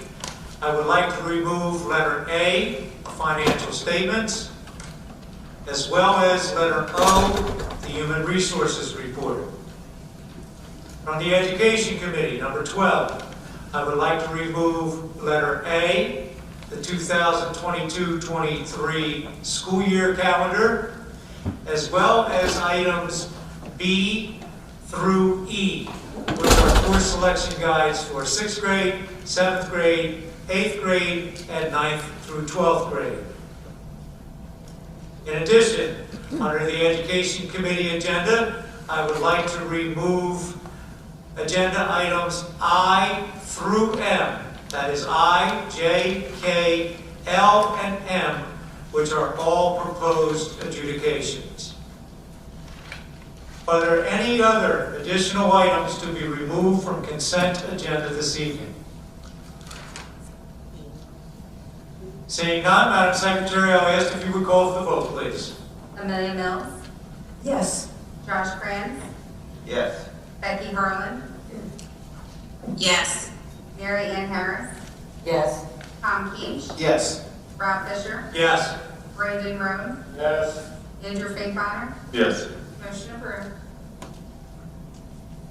Mr. Finkbeiner, I will defer to you as chairman of the Finance Committee for the two agenda items removed from consent. Thank you, Mr. Fisher. First up, we have financial statements. Recommended action that the Board of School Directors approve the financial statements, bills, payables list as presented. Do we have a motion? Motion? Second. Any questions or comments? Seeing none, we'll call for vote. Amelia Mills, Yes. Tom Keach, Yes. Josh Kranz, Yes. Rob Fisher, Yes. Andrew Finkbeiner, Yes. Becky Harlan, Yes. Mary Ann Harris, Yes. Brandon Roan, Yes. motion approved. Next up, we have letter O, Human Resources Report. Recommended action that the Board of School Directors approve the resignations, appointments, new positions, leave of absence, transfers, change of status, and corrections as presented. Do we have a motion? Motion. Second. Any questions or comments? Seeing none, call for a vote. Andrew Finkbeiner, Yes. Amelia Mills, Yes. Tom Keach, Yes. Mary Ann Harris, Yes. Brandon Roan, Yes. Becky Harlan, Yes. Josh Kranz, Yes. Rob Fisher, Yes. motion approved. Ms. Mills, I will defer to you for the items removed from consent agenda from the Education Committee. Thank you. Letter A, 2022-2023 school year calendar. Recommended action that the Board of School Directors approve the first draft of the 2022-2023 school year calendar as presented. Do I have a motion? Motion. Second. Any questions, comments? Ms. Mills, I remove this from consent agenda in the event that there would be any additional questions or comments as it relates to the school calendar for 22-23 school year. I don't see any, so I guess we're good. Okay, let's call for the vote. Tom Keach, Yes. Brandon Roan, Yes. Andrew Finkbeiner, Yes. Rob Fisher, Yes. Becky Harlan, Yes. Josh Kranz, Yes. Mary Ann Harris, Yes. Amelia Mills, Yes. motion approved. B, course selection guide, 6th grade. Recommended action that the Board of School Directors approve the 6th grade course selection guide for the 2022-2023 school year as presented. Do I have a motion? Motion. Second. Any questions about the course selection guide for 6th grade? Comments? Again, Ms. Mills, I pulled all of the course selection guides off in the event that there would be any additional questions or comments. Being none, call for the vote. Becky Harlan,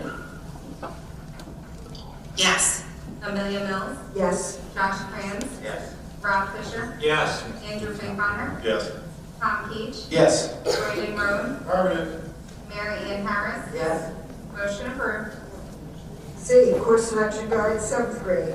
Recommended action that the Board of School Directors approve the 7th grade course selection guide for the 2022-2023 school year as presented. Do I have a motion? Motion. Second. Questions, comments? Again, we pulled this, so one more chance for an opportunity to talk about the guides. Do I have any? Seeing none, let's call for the vote. Becky Harlan, Yes. Mary Ann Harris, Yes. Josh Kranz, Yes. Rob Fisher, Yes. Andrew Finkbeiner, Yes. Tom Keach, Yes. Brandon Roan, Yes. Amelia Mills, Yes. motion approved. D, course selection guide, 8th grade. That the Board of School Directors approve the 8th grade course selection guide for the 2022-2023 school year as presented. Do I have a motion? Motion. Second. Any questions or comments about the 8th grade one? It's very important, I'm going to make a comment here, it's what, November? And we're approving these. This is an important thing in the process to get completed because it allows us then to have course selections done by the students, which helps us figure out things for our budget that we need to know and all kinds of scheduling. So it's important. And while we seem to be quickly going through these at this public meeting, a lot of time and effort has gone into preparation of these.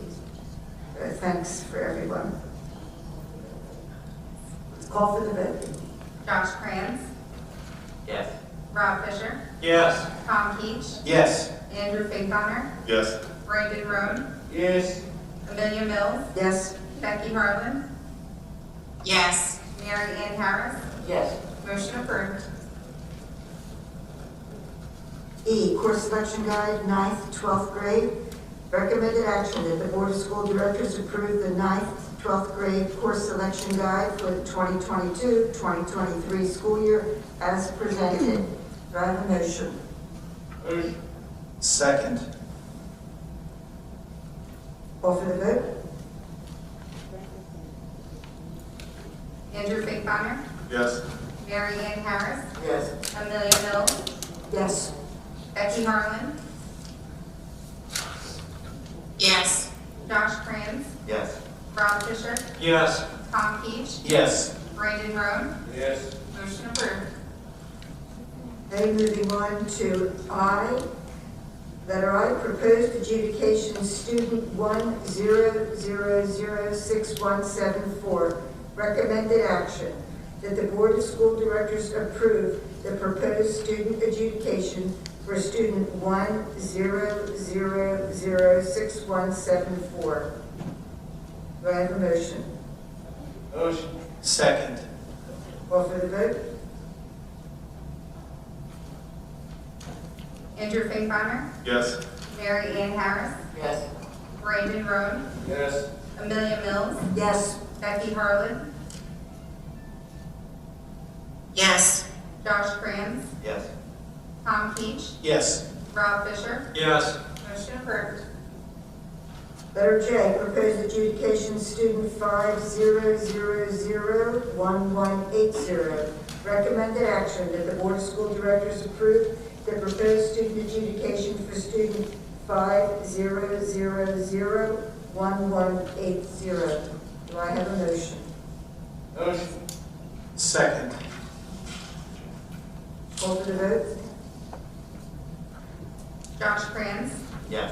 Rob Fisher, Yes. Tom Keach, Yes. Andrew Finkbeiner, Yes. Mary Ann Harris, Yes. Amelia Mills, Yes. Becky Harlan, Yes. Brandon Roan, Affirmative. motion approved. A, proposed adjudication student 100109196. Recommended action that the Board of School Directors approve the proposed student adjudication for student 100109196. Do I have a motion? Motion. Second. Call for the vote. Brandon Roan, Yes. Becky Harlan, Yes. Rob Fisher, Yes. Andrew Finkbeiner, Yes. Tom Keach, Yes. Mary Ann Harris, Yes. Amelia Mills, Yes. Josh Kranz, Yes. motion approved. L, proposed adjudication student 1005445.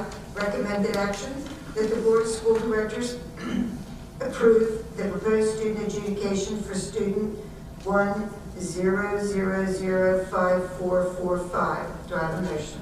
You have a motion. Second. Call for the vote. Rob Fisher, Yes. Andrew Finkbeiner, Yes. Amelia Mills, Yes. Tom Keach, Yes.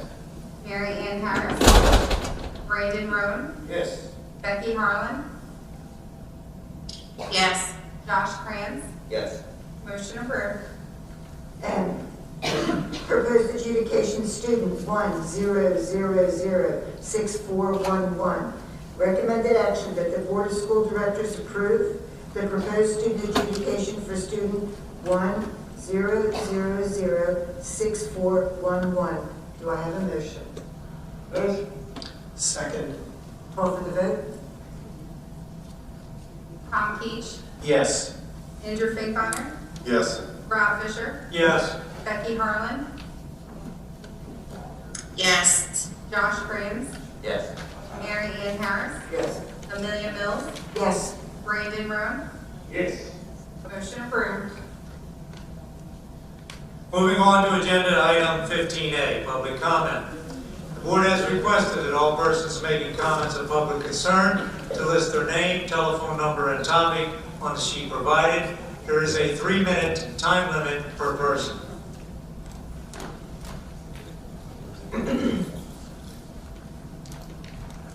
Audra Ritter.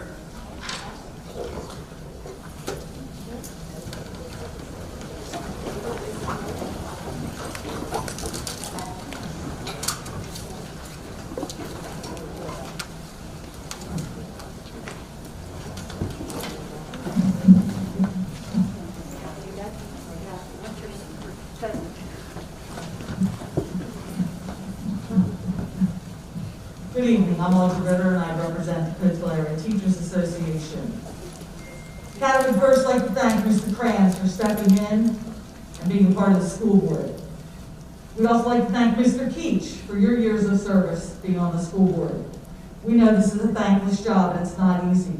And we appreciate all your efforts, even if we don't always agree.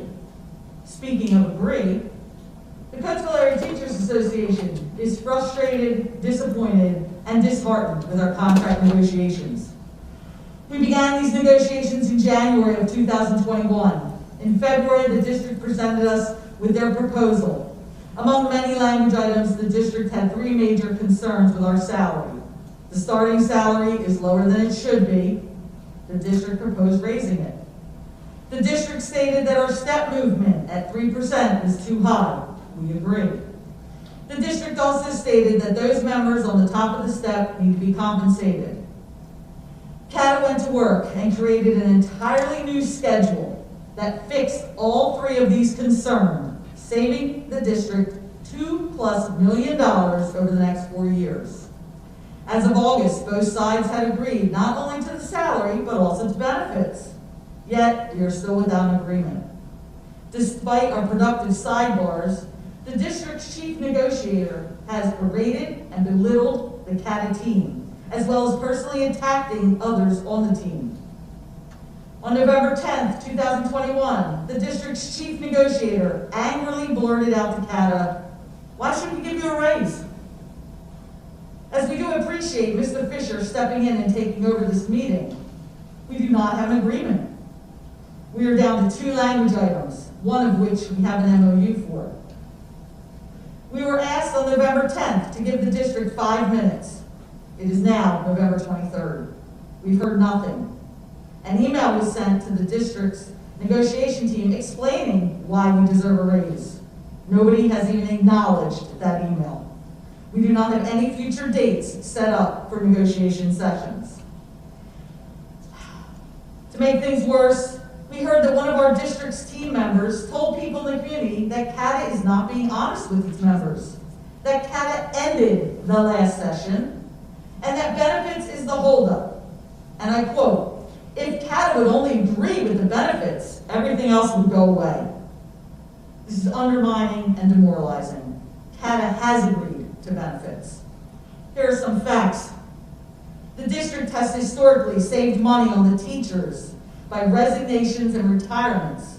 This is evident by the total cost of the bargaining unit has only increased by $78,500 over 15 years. The teachers have taken multiple pay freezes over the past decade, 2 in the past 6 years. We need to retain teachers. 3 were on the agenda tonight for leaving. We need to be competitive with surrounding districts when hiring teachers. We, the teachers, are the soul of the Coatesville Area School District. You claim you appreciate, respect, and see how much our teachers go above and beyond. Words do not pay our bills. Please show us. Thank you, Mrs. Bird. Mrs. Lori Shannon Bailey.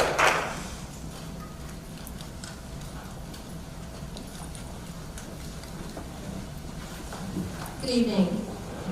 Mr. Hanna, thanks for going to Harrisburg.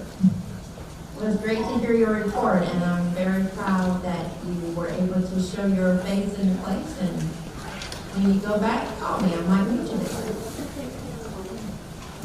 Youth who are suspended or expelled are at greater risk for academic failure, school dropout, and incarceration.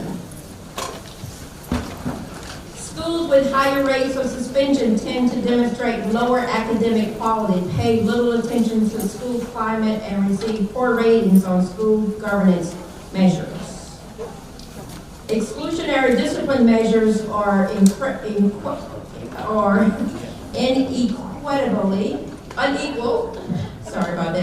Students who are male, who are African American, and who have disabilities are suspended at a much higher rate than other students. As you deal with these serious discipline problems, please keep this in mind. I'm not here to tell you not to discipline, but most of you know that discipline has been a a serious problem for a number of years. When I became active in this community in 2017, I personally met many parents who withdrew their children from the district because of discipline. So you have some really, really difficult decisions, but my heart breaks from those kids that are abandoned and are raising themselves. I'm not saying that it's okay for the discipline. I'm not saying that by any means of the imagination. Your jobs and your decisions are very, very difficult. Please do what you can to make sure that these children are getting some type of support. And more than anything, they're getting the education that they totally need. They may not be aware of it, but as they're out of school, we need to be making significant strides to make sure that they're getting the education that they deserve. And maybe they're doing that, and I'm not suggesting that they're not. Thank you. Happy Thanksgiving. Thank you, Ms. Shenandoah. So earlier, Ms. Shenandoah, you did have a question about the grant. I just wanted to share with you that one piece that I wanted to get in my mind is it is a $94,000 grant, $94,500 grant. It is from the American Rescue Plan, so that is the grant that is being provided by PDE, specifically for our homeless children and youth. And the total of the grant is $119,000. So when you see the notion, a portion of, it is a portion of that 119. So to answer your question, there will be no taxpayer dollars other than what we're getting from PDE. Just wanted to clarify that. Thank you, Mr. Allen. Moving on to agenda item 16, additional board member reports. As Mrs. Ritter mentioned a few minutes ago, although we're excited to have 3 new board members join us next month, it is with regret that we have to say goodbye to Mr. Keach and Mr. Krantz. Mr. Keach, you know how I get, buddy. But you've been as solid as a rock for us. Your background, your knowledge have been a huge plus to this board. But more than just your background and your knowledge, your ability to sit back and take things in and create your own judgment on things. While considering, we heard tonight from 2 of our candidates when the question was asked about, how are you going to handle when there's a difference of opinion? You always handle that with class. Thank you, buddy. Thank you.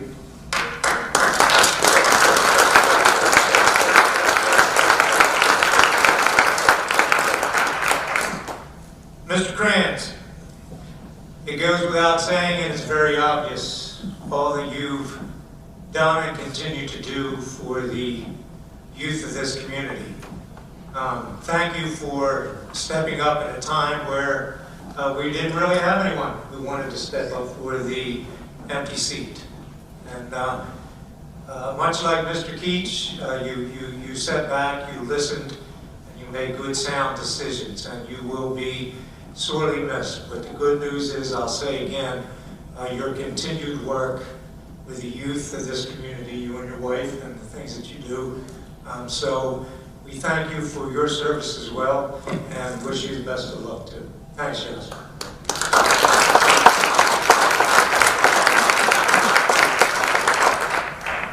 Any other additional board members' comments, questions, reports, concerns? I think I'd like to just take a minute if I can.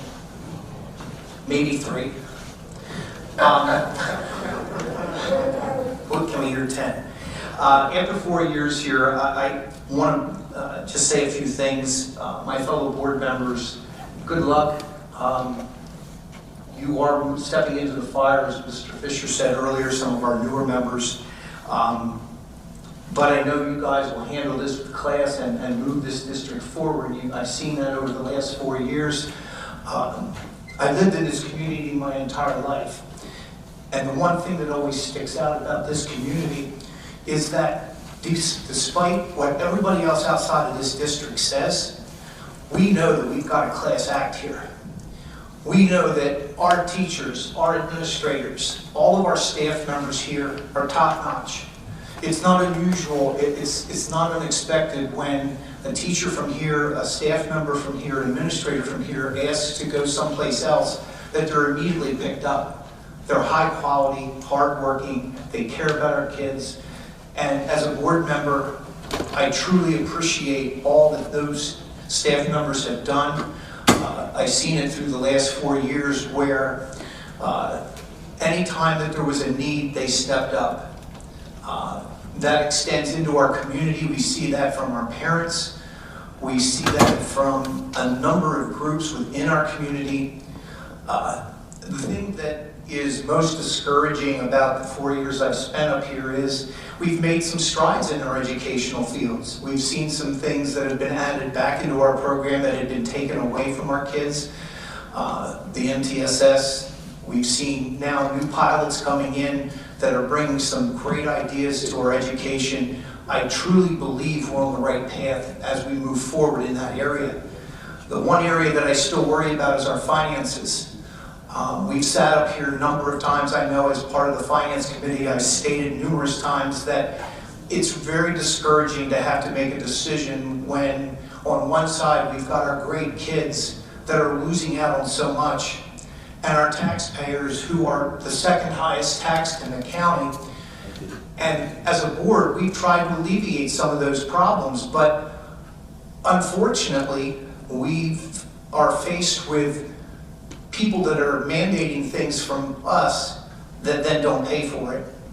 Our federal government mandates what we have to do with special education, and our state government then provides no funding for that.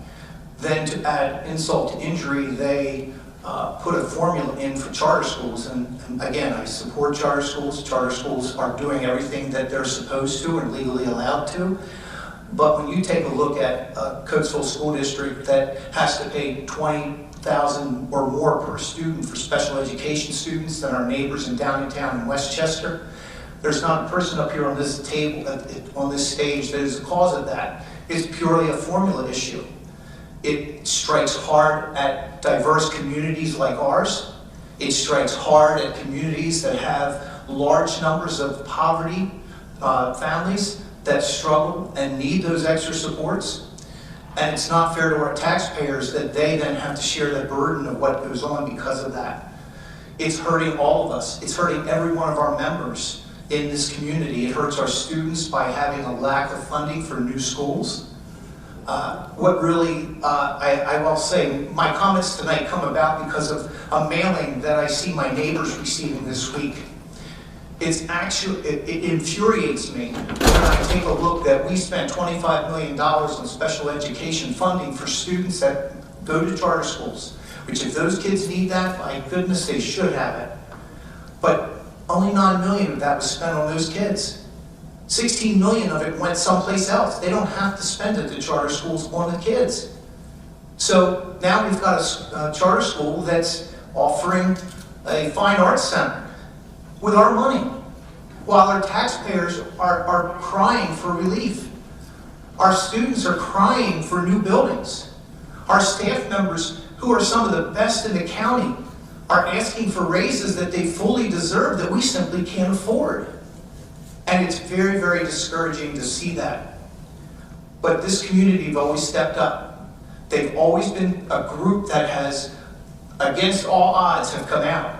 We simply need to, my parting words here, stick together. We can't point fingers at each other. We've got to find that common foe, which unfortunately lies in Harrisburg.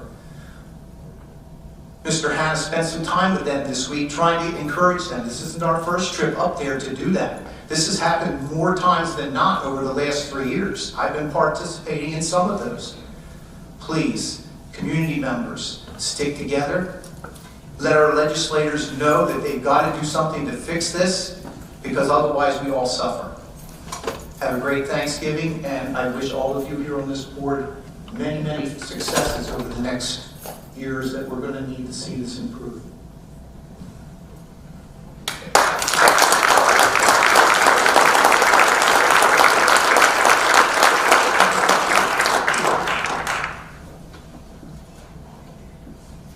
said, Mr. Keach.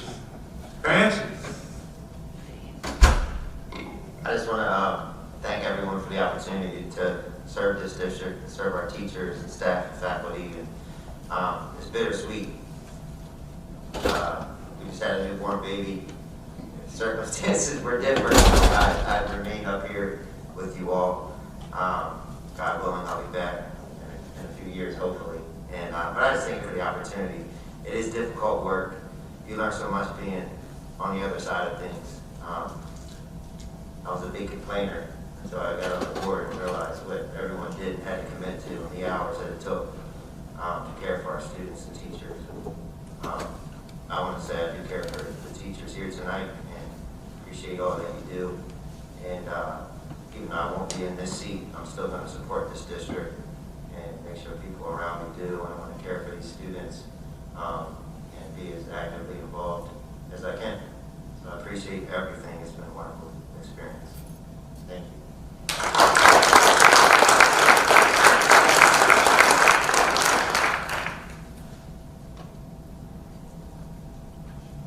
Once again, gentlemen, thank you.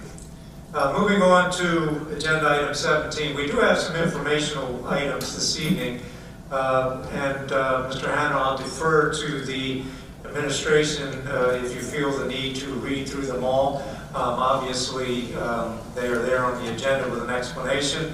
And Mrs. Harlan, I would ask that if you, as the chair of that committee, have anything to add to those, or would prefer that I read through them all individually, please let me know. Ms. Harlan, you want to jump in? I don't have anything. If Mr. Fisher would like to read those, that would be wonderful. I believe we read them last time, but we put them here. We put them here so that when the board acts, it's, well, you're not voting on these because these are administrative regulations. It's good to have a documentation of what it is that we've been looking at and what we've been talking about. So I'll defer to you, sir, Mr. President, if you want to read through. And Mr. Hanna, thank you, and I think we're good. And just for the public's knowledge, as you well know, education is filled with acronyms, and AR is an administrative regulation. Okay, anybody, any other comments this evening before we call for an adjournment? Seeing none, I'll accept a motion for adjournment. Motion. Second. We will adjourn at 8:56.